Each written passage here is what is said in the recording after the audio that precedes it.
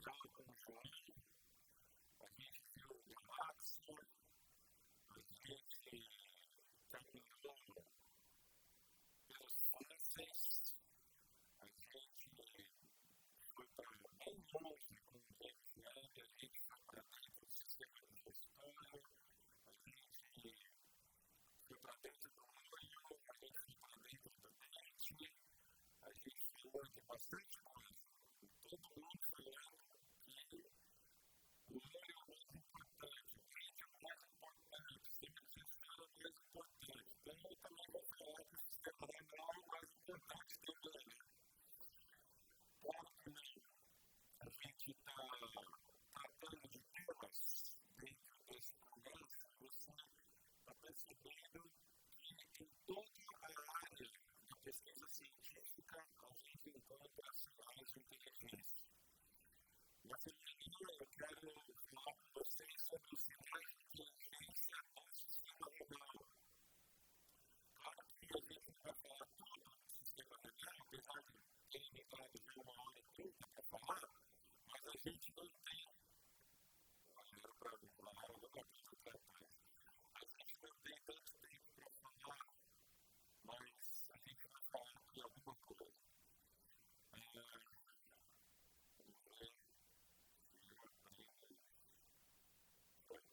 Eu quero começar com duas citações do livro de fisiologia que a gente chama de agradação. Uma delas é do Dr. Robert Smith. Antes que os nossos dias deixem de cumprir suas funções, por breve momento para que nossa integridade mental ou nossa funcionalidade seja destruída. Então, desculpe aos dentistas, desculpe aos oftalmologistas, desculpe a todos vocês, mas se o teu rim funcionar, vai dar muito problema no seu olho. Outra situação que eu quero fazer mais importante é essa aqui. O rim apresenta, no mais alto grau, o fenômeno da sensibilidade, a capacidade de reagir a diversos estímulos na direção apropriada pela sobrevivência do organismo. Uma capacidade de adaptação que quase nos faz acreditar que as partes que compõem devem ser dotadas de inteligência. E quem falou isso é um evolucionista. Tá? Então, se você aprendeu hoje, você lembra com o cérebro, e não com o seu coração, saiba que a sua inteligência é muito relacionada com os seus rins também, não tanto com o teu cérebro. Então, quando a gente está falando aqui do sistema renal, a gente está falando de um sistema que vai trabalhar bastante para a homeostasia, que é a condição de equilíbrio das condições internas do corpo em relação ao ambiente externo. Então, a gente, quando está falando de homeostasia, a gente está falando nesse trabalho pelo metabolismo celular do ser humano para que você tenha as melhores condições de sobrevivência. A gente está falando de sistema renal, a gente está falando de várias funções do sistema renal. Eu vou abordar uma dessas funções. O sistema renal está envolvido com a produção de prostaglandinas, está envolvido com a captação de cálcio, a produção desse hormônio. A gente também tem o sistema renal envolvido com a produção de células sanguíneas. A gente tem o sistema renal trabalhando para regular as condições de ácido base do nosso corpo, mas eu quero, nessa manhã, focar no sistema que a gente chama de sistema renina, angiotensina ou musculina. É um sistema extremamente importante que está relacionado principalmente com a função do controle do volume, do controle da pressão arterial, controle hídrico do nosso corpo. A gente tem bastante coisa para falar sobre isso e, enquanto eu estiver falando, pensa no seguinte: você está me vendo, você está me ouvindo, você está vendo as imagens, talvez você esteja fazendo alguma anotação, tentando entender o que eu estou falando.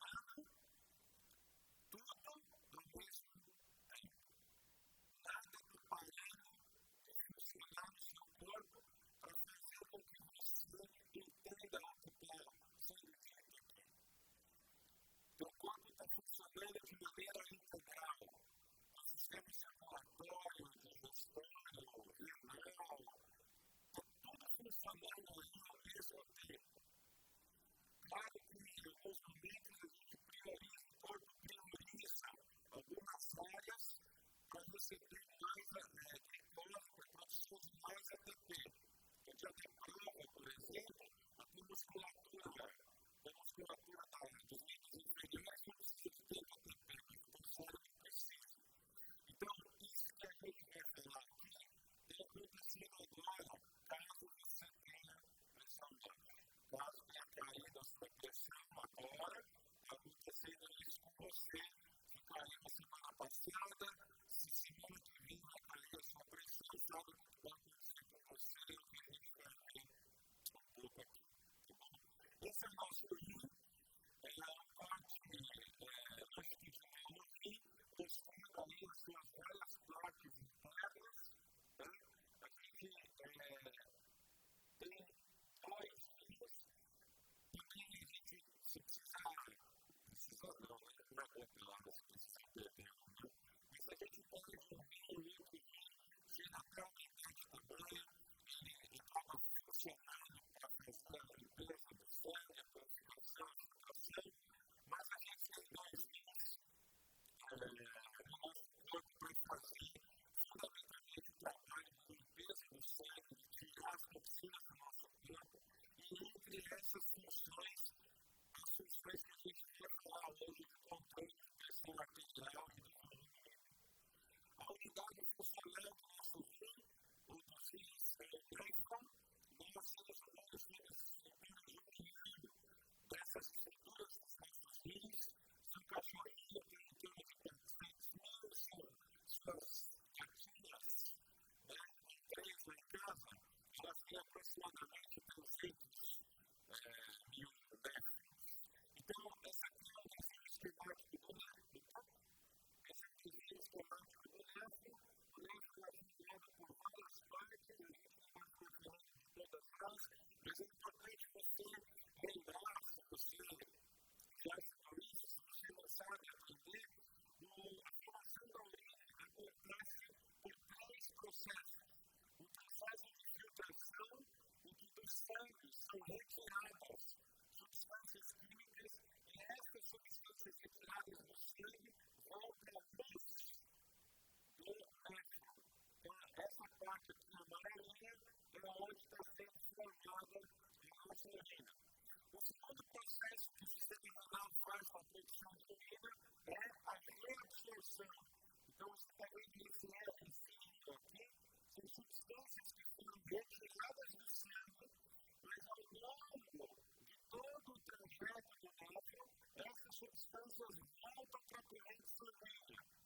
E o terceiro processo na formação da nossa urina é o processo de secreção, em que as substâncias que voltaram para o sangue, mas não podem permanecer no nosso sangue, vão novamente sair da corrente sanguínea e entrar no nervo, mas não mais por essa região onde acontece a filtração. Ao longo de todo o nervo, você está vendo que vai acontecer processos de reabsorção, para que efetivamente o que precisa sair do rim seja devidamente retirado e depois, na parte final, excretado pelo nosso corpo. Tá bom? Então, são esses os 3 grandes processos que o sistema renal utiliza para a formação da urina. Então, esse aqui é outro desenho esquemático do nosso rim, mostrando aqui a complexidade desses capilares que nós chamamos de peritubulares, onde vão acontecer os processos de secreção e reabsorção das substâncias químicas. Aqui a gente tem uma região extremamente importante, que é a parte mental, onde vai acontecer esse filtrado.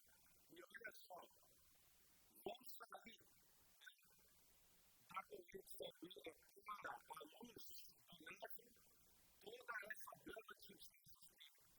Algumas dessas substâncias vão ser reabsorvidas, outras depois disso vão ser secretadas, e o que a gente tem é o sangue entrando aqui pela arteriola afluente, todo o processo de filtração glomerular, e esse sangue saindo aqui pela arteriola eferente.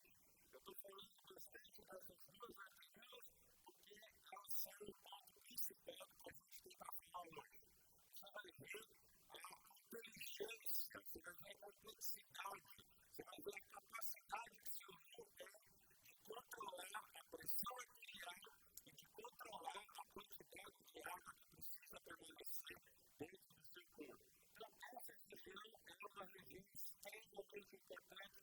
A gente vai concentrar nossa atenção numa região aqui muito próxima à entrada do glomérulo. Então, o que a gente tem microscopicamente, a gente tem aqui o fundo, a perina aferente, aqui a entrada do sangue, e aqui a perina eferente, por onde esse sangue vai sair do glomérulo. Perceba que a quantidade de vasos sanguíneos que a gente tem nessa estrutura glomerular para fazer a filtração acontecer da melhor maneira possível, da maneira mais eficiente possível. Só para a gente ter uma ideia geral do processo que está acontecendo, pensa que isso tudo aqui está acontecendo agora, nesse momento no seu corpo, em 1 milhão de néfrons nos seus órgãos. O que está acontecendo aqui?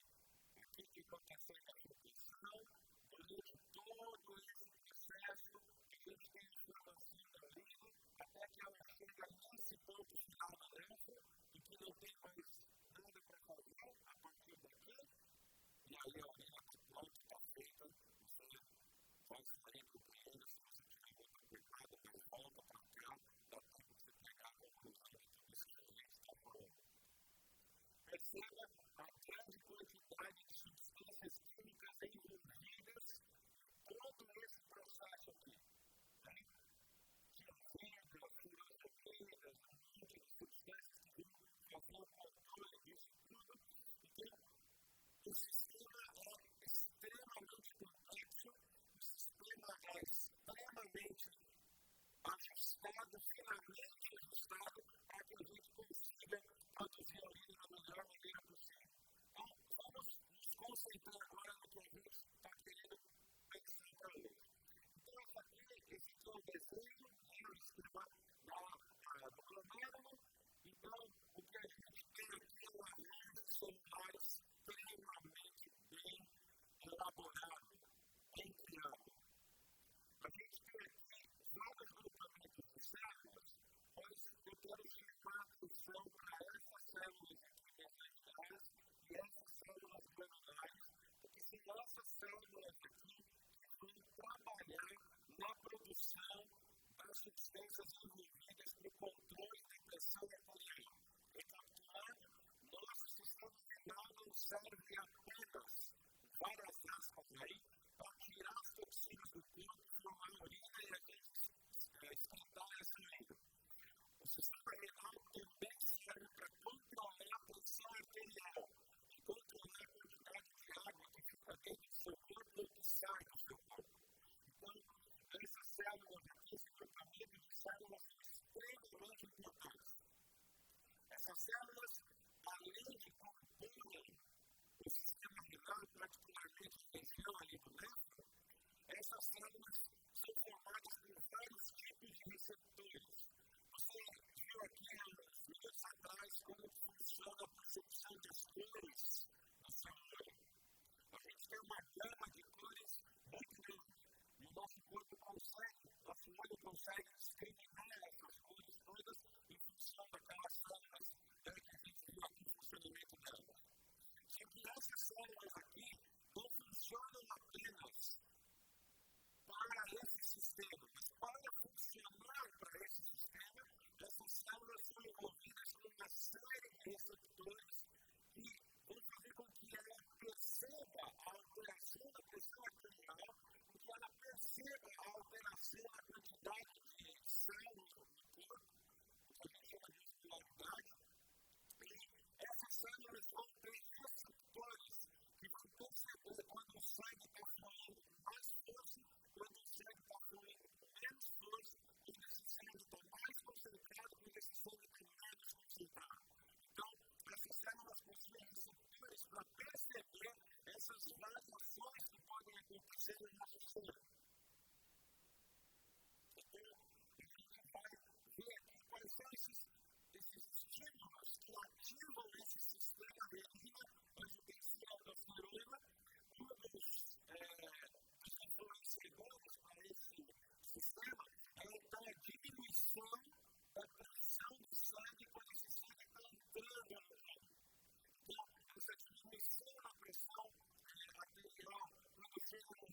percebido que aquele grupo de células que a gente viu com o slide anterior, esse grupamento de células que está aqui. Então, essas células percebem que o sangue está circulando com menor força, com uma pressão menor. Outro estímulo é a diminuição da quantidade de sódio, a diminuição da quantidade de sal no corpo da gente, na corrente sanguínea. Isso também serve como um estímulo para que o sistema renino, a extensão endospermina, entre em funcionamento. Então, perceba que essas células aqui precisam ter um receptor de pressão, porque elas precisam perceber se o sangue está com pressão alta ou pressão baixa. Essas células precisam ter outros receptores para perceber se a concentração de sal está alta ou está baixa.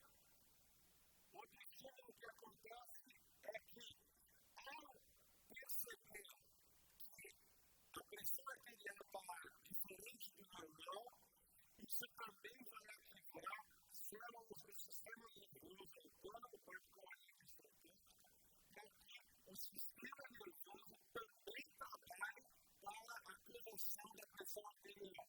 Um último mecanismo inflamatório é quando a gente tem uma grave desidratação ou uma grande desidratação, não precisa ser grave, mas ser grave por conta das hemorragias que eventualmente a gente acontece no machucado, no acidente ou algo parecido com isso. Então, vamos ver o que está acontecendo. Diminui a pressão arterial do nosso sangue, do nosso corpo. Essa diminuição da pressão arterial vai servir de estímulo para que o rim, aquelas células especiais que vocês viram ali, para que o rim libere essa substância chamada renina. Essa substância renina, uma vez na nossa corrente sanguínea, vai agir sobre uma outra substância chamada angiotensina, produzida pelo fígado. Então, veja que o sistema renal está trabalhando para controlar a sua pressão arterial, mas não é só o rim que está envolvido nisso. O fígado também está envolvido. Então, agora, essa substância angiotensina vai ser privada por essa substância renina, e esse angiotensina vai ser transformado em angiotensina 1. Essa angiotensina 1 tem um poder fisiológico muito pequenininho. Mas agora, então a corrente sanguínea está com angio 1. Essa substância angio 1 vai passar pelos pulmões, vai passar pelo sistema respiratório. E lá dentro dos pulmões, essa substância vai sofrer a ação de uma enzima que nós chamamos de ECA, enzima conversora de angiotensina G. De angiotensina. Essa substância chamada ECA vai transformar angio 1 em angio 2. E aí a gente vai ter as coisas mais extraordinárias acontecendo no controle da pressão arterial na figura. O angio 2 vai ter basicamente vários efeitos. E eu vou falar um pouquinho de dois grandes efeitos que a angio tem. O primeiro efeito da angiotensina 2, da angio 2, é uma vasoconstrição das arterias e das venas. Vai ter função também em artérias e veias calibre, mas fundamentalmente nas arteriolas. E fundamentalmente naquelas arteríolas que a gente estava falando do órgão, especificamente a arteríola eferente. Você, provavelmente, quando entrou nesse salão pela primeira vez, você deve ter entrado ali pelo fundo, onde tem várias portas. E é muito fácil entrar por ali, porque além daquelas portas serem de quantidade, elas são muito grandes. Mas se acontecer algum problema, a gente não puder mais sair por aquelas portas do fundo, a gente tem que sair por essas portas laterais. E você está percebendo que essas portas laterais são menores na quantidade e no seu tamanho. Portanto, não vai ser tão fácil a gente sair por essas portas laterais em função do tamanho ser menor. Então, uma das coisas que o angio 2 faz é diminuir o tamanho da arteria efferente. Aquela arteria que leva o sangue filtrado sai do glomérulo. Ou seja, se você está com uma pressão muito baixa, o sangue está passando de maneira mais lenta. Quando você diminui o diâmetro, você vai provocar um aumento na resistência periférica dos vasos sanguíneos. E isso vai provocar um aumento na pressão arterial. Então, veja que a dificuldade do sangue sair do glomérulo, daquela área filtradora do néfron, a diminuição do calibre daquela artéria vai dificultar a saída do sangue, o sangue vai ficar um pouco mais de tempo dentro do glomérulo e você vai conseguir filtrar o sangue de uma melhor maneira, mas isso vai causar um aumento na pressão arterial, porque o coração vai ter que bombear o sangue com mais força para ele vencer essa resistência que aumentou, e aí você tem um aumento de pressão arterial. Por outro lado, a angiografia também vai atuar num mecanismo químico que é o aumento da reabsorção do sódio e da água. A gente vai ver como isso acontece. E isso também vai provocar, lá no hipotálamo, uma sensação de sede maior, para você colocar mais água dentro do seu corpo. E ao colocar mais água dentro do corpo, a gente aumenta o débito cardíaco. A gente vai ter um volume maior de água dentro do sangue, o que vai acabar provocando também um aumento da pressão arterial. Bastava isso, mas o designer, como diz um amigo meu, foi exagerado no que ele desenvolveu, e ele fez com que a Anjo 2 tivesse mais ações no nosso corpo. Vamos lá. Esse trabalho aqui vai falar esse trabalho vai trazer aqui informações sobre a regulação dessa aquaporina número 2. A aquaporina é uma proteína, na verdade, um canal que tem as membranas plasmáticas ali do nervo, e isso está relacionado diretamente com a maior absorção de água. Olha só como funciona, tá? Olha só como funciona isso dentro do nosso rim. Então, a gente tem três áreas aqui, né? A gente tem essa área, né, da filtração, a gente tem essa área aqui do túbulo contorcido pressional, a gente tem a área ascendente aqui, né, e a gente tem o conector desse rim. Nessas três regiões aqui, a gente vai ter reabsorção de água. Não mais fácil só um lugar para ter reabsorção de água. Com 1 milhão de néfrons em cada rim, a gente só teria uma grande reabsorção, os nossos rins, os nossos néfrons, têm três áreas para fazer essa reabsorção de água. E olha só os detalhes interessantes aqui. Nessa primeira região aqui, onde está acontecendo todo o processo, a gente já tem dois tipos de aquaporinas, né, para fazer a entrada da água. Você está vendo que a água vai sair da urina e vai voltar para a corrente sanguínea. A gente tem que reabsorver a água, porque a gente tem que aumentar o débito cardíaco. Aumentando o débito cardíaco, a gente vai aumentar a nossa pressão arterial.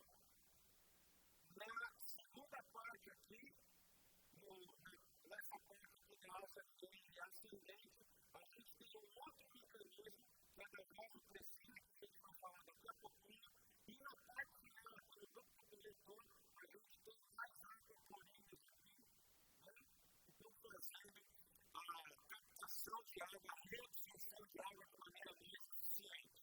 Olha só o detalhe dessas aquaporinas. Cada aquaporina é formada por um grupamento de 4 monômeros que vão permitir a passagem de água. Esses monômeros aqui são constituições glicêmicas, então você tem aqui uma gama muito grande de aminoácidos. Para maiores detalhes, veja o livro Fomos Planejados, essa evidência dele, eu me lembro. Marcos fala muito de categorias dos livros dele, você pode ter meus detalhes lá, mas eu queria que você percebesse a complexidade do sistema. A gente não está falando só de um canalzinho, de uma abertura, a gente está falando de 4 manobras que, ao mesmo tempo, formam essa estrutura que a gente chama de água purina, que é fazer com que a água possa ser reabsorvida numa quantidade correta e adequada. É como se nessas laterais não houvessem só esses dois conjuntos de porta. Se tivessem mais portas nessas laterais, facilitaria a saída da gente em alguma situação de emergência. Olha só a complexidade do que está acontecendo aqui no sistema. Então a gente tem, através da Anjo 2, a ativação de um sistema endócrino em que vai acontecer a liberação de um hormônio chamado vasopressina, também conhecido como hormônio antidiurético, HH. Esse hormônio vai se ligar aos seus receptores na membrana do néfron ali, do ducto coletor, e aí essa ligação do hormônio com o seu receptor vai desencadear uma série de ações dentro da sua célula. Pensa, a gente tem 1 milhão de néfrons, 2 rins. Nas células dos néfrons estão acontecendo esses processos, células essas que têm receptores para o ADH, o vasopressina cardiovascular. Veja que são vários mecanismos internos da célula que estão sendo desencadeados por causa dessa ligação aqui. Todo esse maquinário celular está sendo mobilizado para quê? Para que na região oposta aonde o ADH se ligou ao seu receptor, várias aquaporinas sejam instaladas aqui na membrana plasmática e a água consiga sair aonde a urina está passando pelo néfron, para que essa água seja reabsorvida, que essa água sai da urina, passa por dentro da célula e volta para a corrente sanguínea aqui, aumentando o volume sanguíneo do nosso corpo. Segura essa cartaz aí. Então veja que a gente está falando de um mecanismo que envolve algumas proteínas especiais intracelulares. A gente está falando de um conjunto de segundos mensageiros que vão produzir aqui ATP, que reciclar esse ATP, e a gente está falando de segundos mensageiros que vão ativar o DNA para a fabricação de novas proteínas. Então, para que essa aquaporina apareça lá na membrana plasmática, várias frentes são convocadas simplesmente pela adesão do hormônio com o seu receptor. Agora pensa na qualidade desse sistema. Para que você tenha aqui a produção dessas aquaporinas, que são receptores proteicos, você precisa ter todo um maquinário intranuclear para que você tenha a produção de proteínas. Então, veja, você vai ter RNA polimerase, você vai ter uma enzima chamada helicase, você vai ter uma outra enzima chamada topoisomerase, você vai ter uma outra enzima chamada aminoácido RNA transportador sintetase, outra enzima chamada peptidiotransferase, outra enzima chamada ribonuclease, além de fatores auxiliares dentro dessa célula, como iniciação dos processos de transcrição, elongação da molécula de DNA, a tradução do código genético até a formação final da proteína, além da ação dos ribossomos e da célula. Transformando, pois é, tudo isso está acontecendo. E é óbvio que isso nem poderia acontecer se todo esse sistema não estivesse pronto.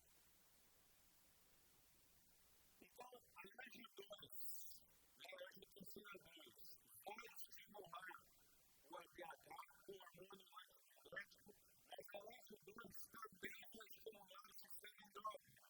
De tal maneira que a gente vai ter a AG2 atuando sobre a glândula adrenal, são duas glândulas, né? Uma do lado direito, outra do lado esquerdo, em cima dos rins, e essa glândula adrenal vai produzir um hormônio chamado aldosterona. Só que para produzir esse hormônio aldosterona, a AG2 vai ter que estimular uma outra área do código genético daquela célula. Então, veja, aquela célula foi estimulada pela ADH, o hormônio antidiurético, a vasopressina. Aquele estímulo da vasopressina fez a célula trabalhar para a vasopressina. Ao mesmo tempo, a mesma célula vai ser estimulada por essa enzima aqui, e agora essa enzima vai fazer o mesmo DNA daquela célula produzir outro hormônio, a aldosterona. Você consegue fazer duas coisas ao mesmo tempo em qualidade? Já tentou dirigir e instalar o celular ao mesmo tempo? Além da multa que você vai tomar? Eu já estou dando uma volta, não. Mas vai fazer duas ou três coisas ao mesmo tempo. Isso você faz com qualidade. Vai ser difícil. Mas as suas células sabem. E como que elas sabem? Olha o que eu quero dizer, tchau. A gente agora está falando de outro hormônio. A gente está falando agora da aldosterona. A aldosterona não tinha receptor na membrana plasmática. Lembra que o ADH tem o receptor na membrana. A aldosterona não. A aldosterona entra na célula, o receptor da aldosterona está dentro da célula, está lá no citoplasma. Quando a aldosterona se liga ao seu receptor, esse complexo entra no núcleo, e no núcleo vai acontecer agora aquilo que eu estava comentando. DNA polimerase, helicase e tudo mais. O que vai acontecer agora? Esse complexo dentro do núcleo vai ativar a produção de síntese proteica. E que proteínas vão ser sintetizadas aqui? Se você está percebendo, você vai ter proteínas que vão ser canais na membrana plasmática, proteínas que vão ser canais na membrana plasmática, e você está vendo proteínas que também vão ser canais de membrana plasmática. Tudo isso está acontecendo agora. Você não precisa nem pensar para fazer essas coisas. O processo continua de tal maneira que essas proteínas são induzidas pelo hormônio aldosterona. E algumas proteínas aqui são modificadas para que essas novas proteínas recém-sintetizadas sejam inseridas na membrana plasmática. De tal maneira que você vai ter aqui a passagem de sódio e potássio na bomba de sódio e potássio temperado, criando ATP para que essa célula consiga produzir tudo isso. Mas olha só o que vai acontecer aqui, ó. Você vai ter reabsorção de sódio saindo da isolamina, está sendo produzida, fazendo esse sódio voltar para a corrente sanguínea. Você está vendo que aqui tem um símbolo de positivo, ele é mais, sódio positivo. Vocês já devem ter falado com todos os postos de claro. Esse polo positivo aqui vai atrair a parte negativa de uma molécula muito importante chamada água. Como polos opostos se atraem, vai haver uma força, um conjunto de forças eletroquímicas entre o sódio que vai atrair a parte negativa da molécula da água. De tal maneira que, quando esse sódio é reabsorvido, ele vem direto com a água. Então você vai ter a reabsorção de água aí também. Esse aqui é um outro esquema mostrando exatamente o que a gente estava falando aqui. Então, esse aqui é o mecanismo da aldosterona. Ela vai se ligar aos seus receptores, vai fazer toda a transcrição da proteína para a absorção de proteína, vão se inserir canais de sódio na membrana onde não tinham esses canais ainda, porque o sistema está fechado.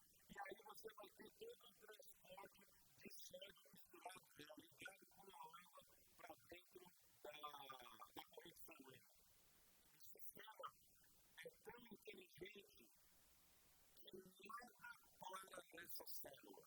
Tudo funciona ao mesmo tempo. Só que aí tem não sei, é uma caminha calma, apenas 15 anos. Tem um problema que pode acontecer. Se você for para uma festa, se você trabalha até tarde, chega em casa às 11 da noite e não consegue dormir, muito provavelmente o carro de celular vai acabar com o seu sono. Enquanto ele estiver alto no seu corpo também, vai ficar muito sono. O que acontece? Esse cortisol aqui, nessa célula ali, esse cortisol, ele é privado por essa enzima. E esse cortisol vai se transformar numa substância chamada cortisona. A cortisona inativa esse receptor aqui.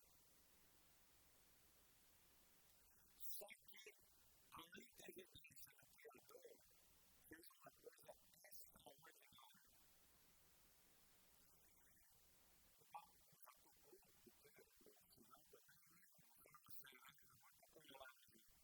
O que acontece com isso? Além da planta, tem sinal sonoro também.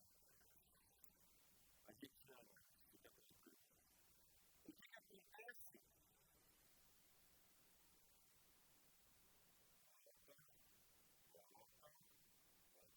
O que acontece é que a aldosterona não compete com a cortisona.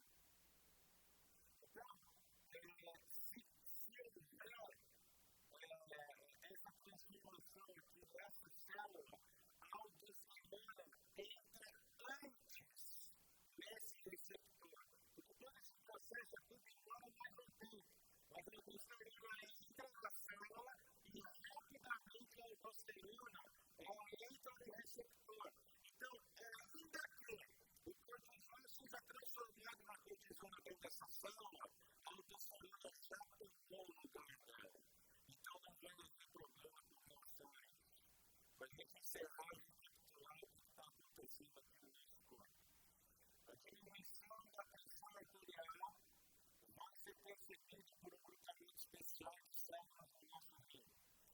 Esse grupamento de células vai ativar o sistema renina, angiotensina, aldosterona. De tal maneira que essa angiotensina vai passar pelos pulmões, dentro dos pulmões, ela vai ter inflamação da EPA, vai se transformar em ANGI2, e a ANGI2 vai ter uma ação no sistema nervoso, a ANGI2 vai ter uma ação no sistema renal, a ANGI2 vai ter uma ação no sistema endócrino, a ANGI2 vai ter uma ação no sistema circulatório, a ANGI2 vai ter uma ação no sistema endócrino também.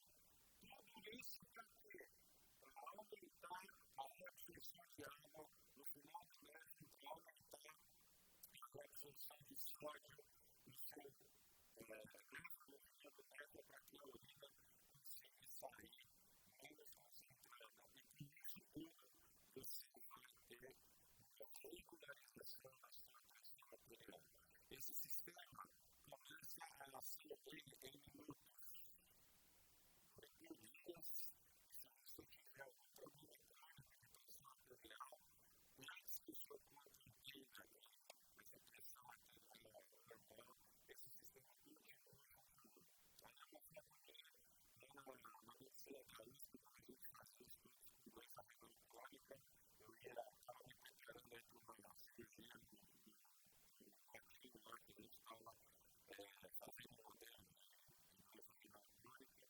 Muito obrigado pela atenção de vocês, pela paciência.